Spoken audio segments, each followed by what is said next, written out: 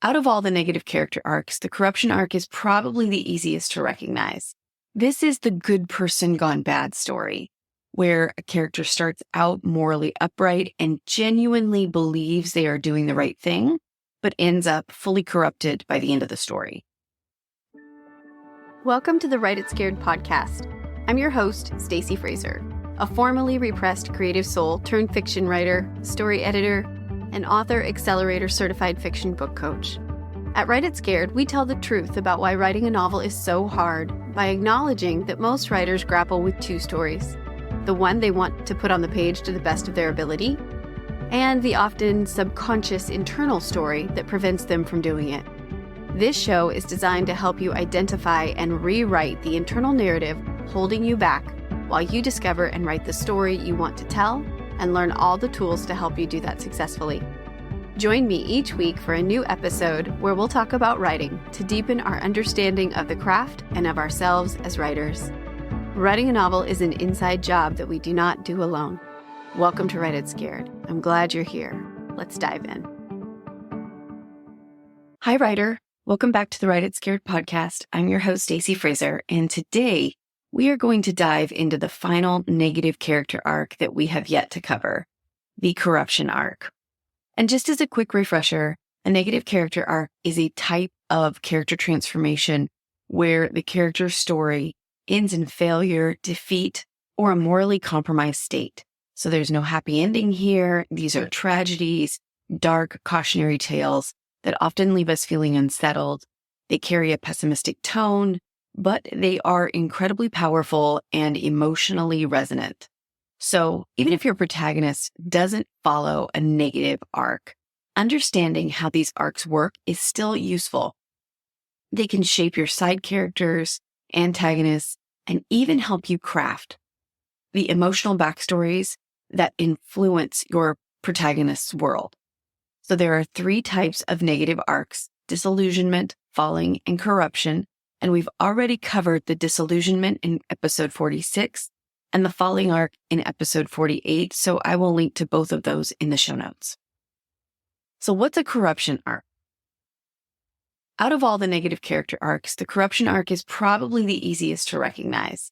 This is the good person gone bad story, where a character starts out morally upright and genuinely believes they are doing the right thing, but ends up fully corrupted by the end of the story. At the beginning of the story, the character is usually in a place that's emotionally stable. They might be struggling and not living their dream life, but they haven't been consumed by darkness yet. In fact, many of these characters are underdogs, outsiders, or people who have been wronged in some way. And that makes them very relatable. We empathize with them. We root for them, even when they start doing questionable things, because the reasons behind their choices are so convincing, and that is key. One of the keys to a successful corruption arc is convincing the audience or the reader to invest in and want to watch the character's demise. The descent into corruption is powered by a false belief, something the character believes about themselves or the world that isn't true, but it feels true because it stems from a deep emotional wound. And this belief controls their inner compass, how they interpret the world and how they go about making their decisions. The false belief does not help them. It actually stunts their emotional growth, but they cling to it because they're convinced it's part of what keeps them safe. As the story progresses and the stakes rise, the character will double down on the false belief in the lie, even as it leads them deeper into self-deception. And that is how they become completely corrupt, by fully embracing that lie. In the end, they become the very thing that they once hated. Some classical examples of the corruption arc in literature and film are Michael Corleone from The Godfather, Daenerys Targaryen in the Game of Thrones series, Anakin Skywalker turning into Darth Vader in Star Wars, and Tom Riddle's transition to Lord Voldemort, which I can never really say.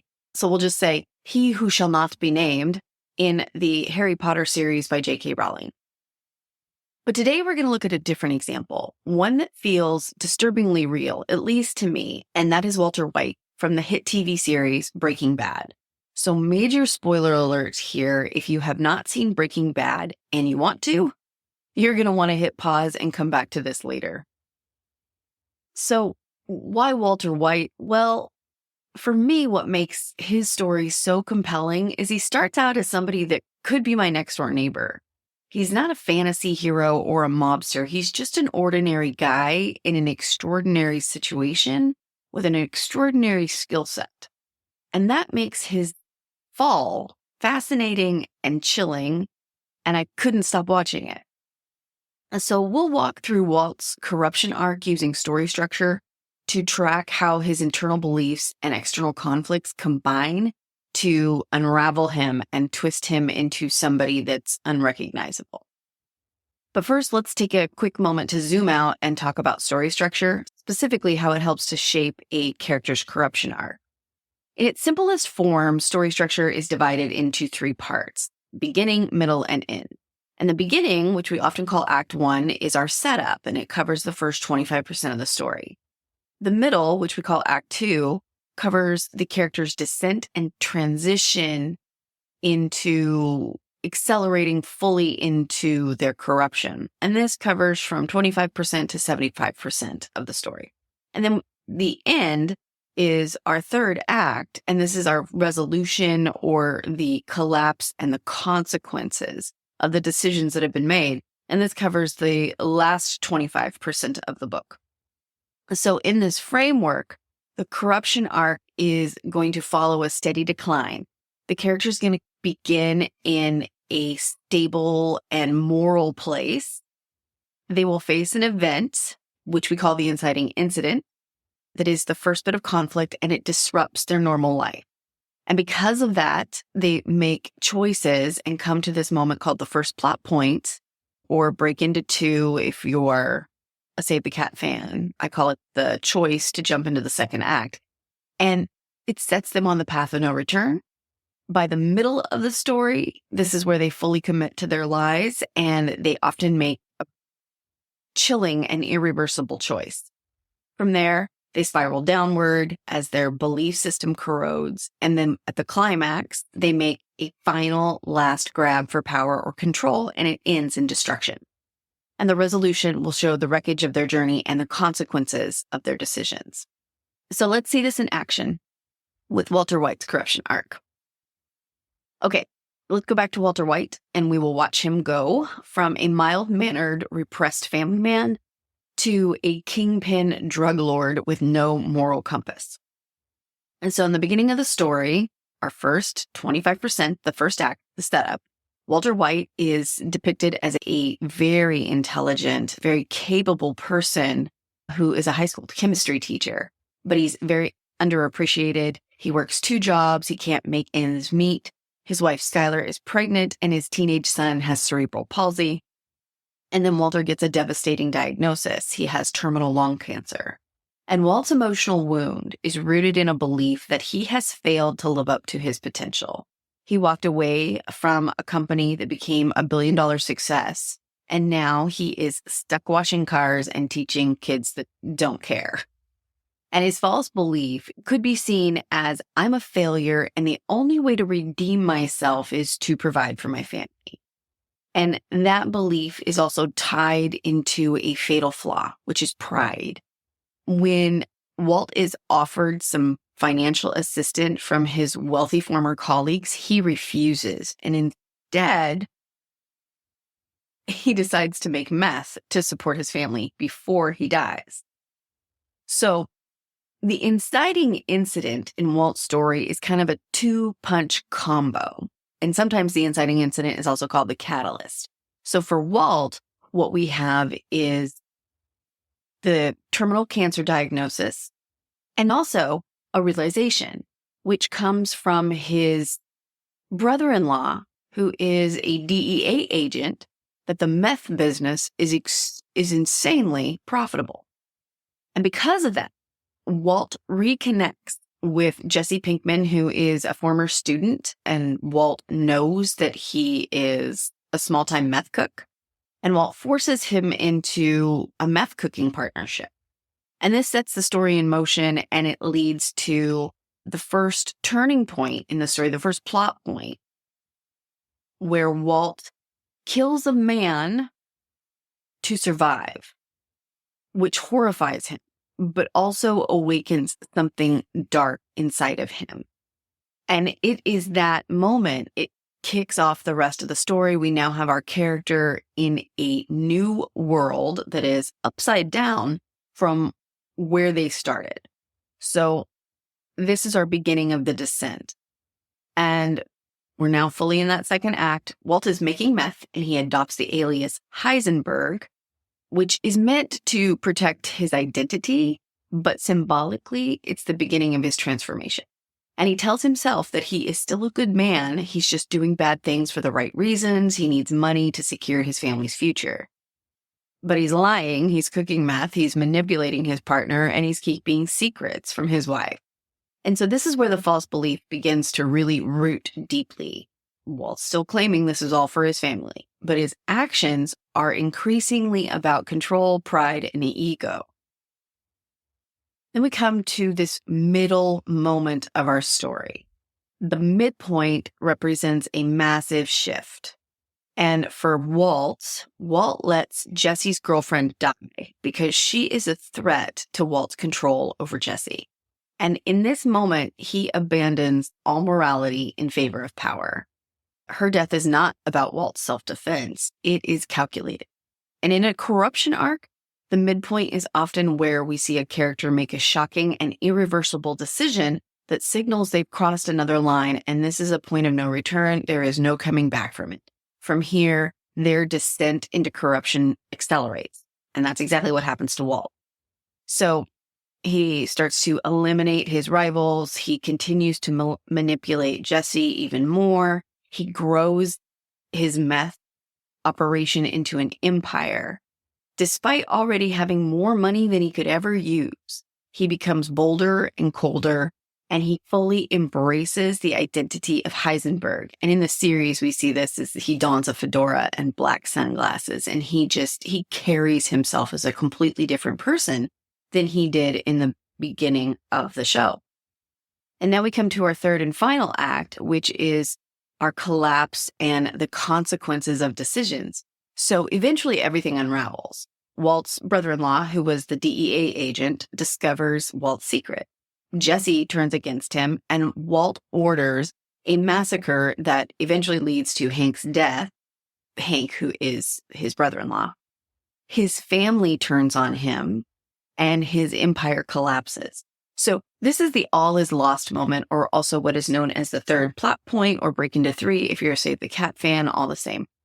And basically the character is too far gone for redemption. It's not possible. And because of this, the character becomes willing to let go of every last shred of decency to get what it is that they want. And this is a back against the wall type of moment. And the character's screwed because there's no going back, and they know it. And the only way out is to dig deeper. And at the climax, the peak of the story, not the middle of the story, but the peak of the story's energy, which comes usually around the last 85 to 95%. The climax in Walt's story comes when he makes this desperate final move to destroy his enemies, rescue Jesse, and tie up some loose ends. But he's really not saving anyone at this point. He's tying the story off his way, and he is still trying to control everything right to the bitter end. Now, resolutions in these kind of stories wrap up pretty quickly. And in Walt's story, he dies alone in the meth lab, but he finally admits the truth that he didn't do it for his family. He did it for himself. He liked it, and he was good at it. It's as much poetic as it is tragic. And it really, to me, it represents the perfect corruption arc. It's not pleasant, but it's highly entertaining. And his tragedy isn't that he failed. It's that he succeeded, and it cost him everything he claimed to love.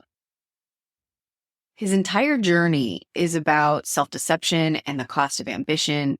And it's a cautionary tale because it shows how lies, the ones we tell ourselves, can justify the worst in us. So here's some takeaways for crafting a strong corruption arc. You want to start with a morally upright, relatable character in a world that they understand. Give them a wound and a false belief that shapes how they see the world, and present them with temptation, a very compelling reason to do the bad thing that will be believable to your reader and make your reader invest in them. Show their gradual descent marked by moral compromises and irreversible choices. Then let the descent take over. Let their self-deception become their operating system. Make the climax traumatic, ironic, inevitable. And in the end, your character fully transforms, not in a good way. So if you started with a meek, mild-mannered character, they need to be the inverse of by the end of this story, and not in a good way. I hope this episode helps you better understand how to craft a corruption arc and why these stories, despite being dark, can be really compelling, and how you can use them to not just shape your protagonist, because your protagonist may not have this kind of an arc, but maybe another character in your story does, or it can inform the world that your character is moving through. So be sure to tune in next week, because I'm bringing on an amazing guest who is an author and an editor that specializes in writing short stories. We're going to talk with Demi Michelle Schwartz, who is going to share with us how writing short stories can actually improve our novel writing skills. So you don't want to miss it. I will see you next week. Thank you for listening to the Write It Scared podcast. If you enjoyed today's show, please make sure to hit the follow button so you never miss an episode. And please leave a review. Reviews help other writers like you find the voices and messages they need to hear to continue to write their stories. Let's lift each other up. Remember, you can be scared and still be unstoppable. I'll see you next week.